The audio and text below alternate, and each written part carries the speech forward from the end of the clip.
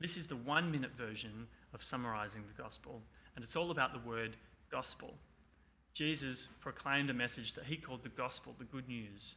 But to understand the good news, we need to understand the story that it comes as the climax of. And you can summarize the story like this: good news, bad news, good news. So what? It starts with good news. There's a good and loving God who's the maker of everything. He's made us for relationship with him. He deserves our love, respect, and obedience. Usually, though, we don't do these things. We don't love, respect, and obey God. And the Bible says there's a consequence for this. This is the bad news. There's a consequence for our rebellion against God. Because of his goodness, he doesn't tolerate disrespect and rebellion. There's a punishment, and that is death. But the good news is God sent his son. He sent his son to live a perfect life of obedience and love. He sent his son to spare us from the consequence of our rebellion against God.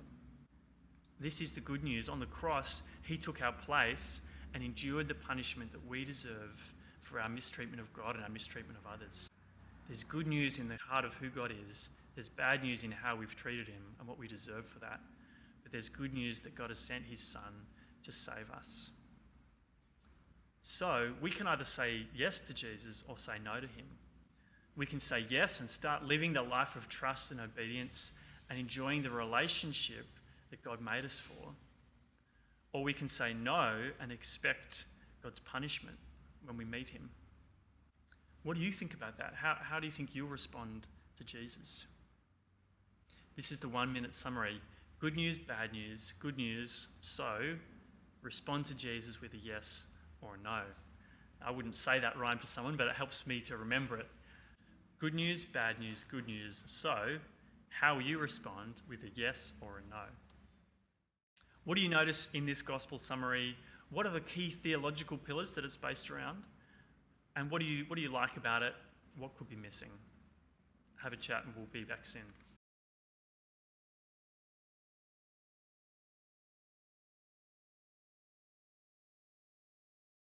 I wonder if you noticed the key theological elements. It starts with the character of God, who God is, his love for us, his goodness.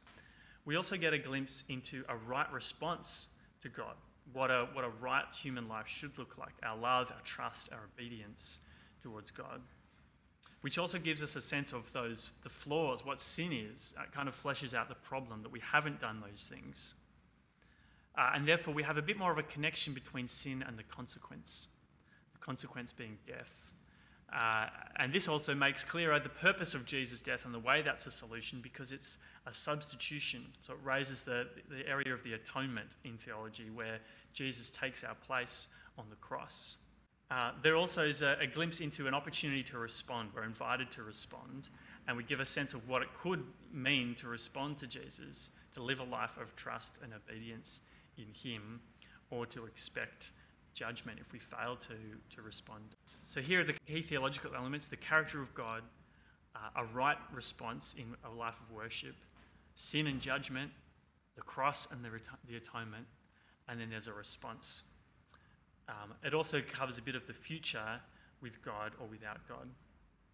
Good news, bad news, good news. So respond to Jesus with a yes or a no. What I like about it is that everything comes neatly under those three headings. The word gospel, which is actually what we're talking about. What is the gospel? It means good news. But to understand the good news, you need to know the full story: good news, bad news, good news. So hopefully that's a memorable way of summarising some of the key elements. The so helps us push forward into a personal response.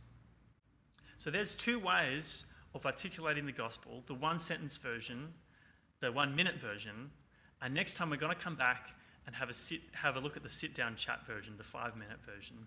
But for now, why don't you take some time to practice retelling these two versions? Maybe you could write them down a couple of times. Maybe you could practice saying them to someone else, someone in your household, or better yet, why not have a go at sharing one of these gospel summaries with someone who doesn't yet know Jesus? We'll talk again soon.